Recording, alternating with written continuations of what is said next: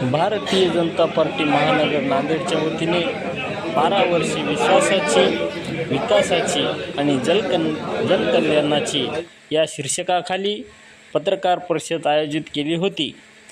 सुरुवातीला मोदी सरकारने केलेल्या विकास कामाची चित्रफीत दाखवण्यात आली. या पत्रकार परिषदेला महाराष्ट्र राज्याचे माजी मुख्यमंत्री तथा राज्यसभा खासदार माननीय नामदार अशोकरावजी चव्हाण साहेबांनी संबोधले.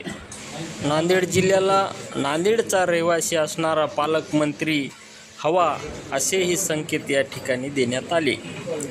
पाहुयात लोकलढाचा सविस्तर वृत्तांत.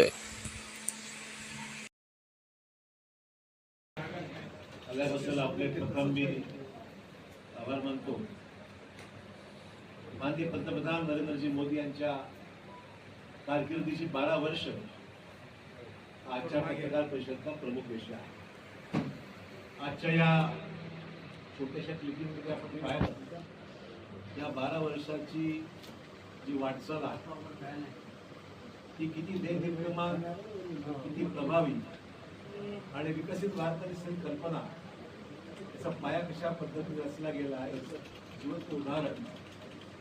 सर्व सामाजिक घटकांना सोबत घेऊन देशाचा विकास, देशातील गरीब घटकांचा विकास, पायाभूत सुविधांचा विकास, राज्याचा समतोल दूर करून त्या ठिकाणी राज्याला न्याय देणारा विकास, अशा पद्धतीची देशप्रेमान कारकीर्द आपल्या देशाच्या पंतप्रधानांच्या 12 वर्ष आणि 18 दिवस झालेले आहेत. म्हणजे आज 4401 दिवस म्हणजे 12 वर्ष आणि 18 दिवस अशा प्रकारचा हा सगळा प्रवास देशाचे पंतप्रधान सर्वाधिक काळ पद ज्यांनी भूषवण्याचा विक्रम त्यांनी मोडला त्यांचं मी या निमित्ताने महाराष्ट्राच्या वतीने, नांदेड जिल्ह्याच्या वतीने विशेषतः आमच्या पंतप्रधानांचं मी मनपूर्वक अभिनंदन करतो. मागील 12 वर्ष जनतेने सतत त्यांच्या नेतृत्वाला आणि कर्तृत्वाला मतदानाच्या रूपाने साथ दिलेली आहे, समर्थन दिलेलं आहे.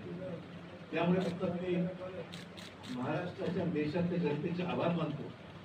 मोदी साहेबांच्या 12 वर्षाच्या कार्यकाळावर या पत्रकार परिषदेमध्ये आपल्या सर्व पत्रकार बंधूंचं मी मनपूर्वक स्वागत करतो.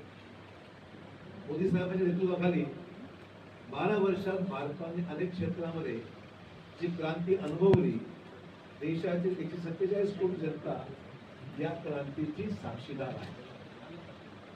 तिसऱ्या शपथ घेतल्यानंतर शेतकऱ्यांच्या प्रती आपल्या फाईलमध्ये प्रथम स्वाक्षरी केली की शेतकऱ्यांच्या सर्वोच्च कामाकरता त्यांच्या निर्णय घेणं PM किसान सन्मान निधीचा पहिली फाईल त्यांच्याकडे झाली. मोदी साहेबांकडे देशाचे सूत्र हाती घेतल्यानंतर त्याच्यामुळे त्यांनी PM किसान सन्मान निधीचा फाईलवर प्रथम स्वाक्षरी, पहिली स्वाक्षरी त्यांनी केली. म्हणजे सांगण्यात एवढंच आहे, सर्वोच्च प्राधान्य सूत्र हाती घेतल्यानंतर देशाच्या पंतप्रधानांनी शेतकऱ्यांच्या प्रती पहिला निर्णय हा त्यांनी घेतला. पंतप्रधान किसान सन्मान योजनेअंतर्गत 11 कोटीहून अधिक शेतकऱ्यांच्या खात्यात थेट 4.3 लाख कोटी रुपये जमा झालेले आहेत. किसान क्रेडिट कार्डच्या द्वारे 7 कोटीहून अधिक शेतकऱ्यांना अंदाजे 10 लाख कोटी रुपयांची परवडणारी कर्ज मर्यादा उपलब्ध करून देण्यात आलेली आहे. म्हणजे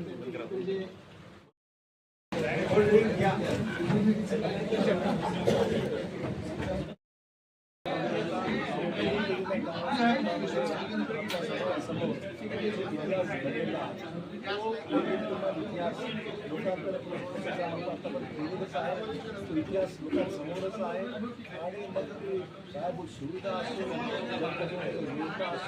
सामान्य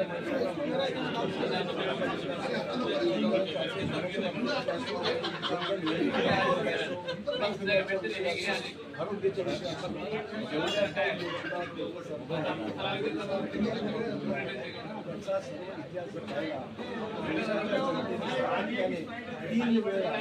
देशाचे पंतप्रधान यशस्वी पंतप्रधान देशाच्या देशाच्या काम केलेलं आहे त्याला 12 वर्ष आधी देत होता म्हणून त्यांचं अभिनंदन करण्याकरता जनतेचा विश्वास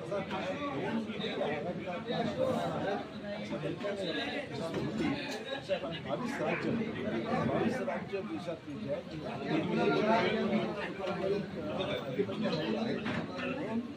पंतप्रधानांचं आगामी काळामध्ये असंच यश कीर्ती वाढत जावी अशा प्रकारच्या शुभेच्छा देण्याकरता भाजपाचे उमेदवार महायुतीचे उमेदवार यांना उमेदवारी भाजपाने आणि महायुतीने दिलेली आहे आणि त्यांचा विजय निश्चित आहे लोकांचे समर्थन 18 तारखेच्या मतदानापासून एकतर्फी निवडून आहे.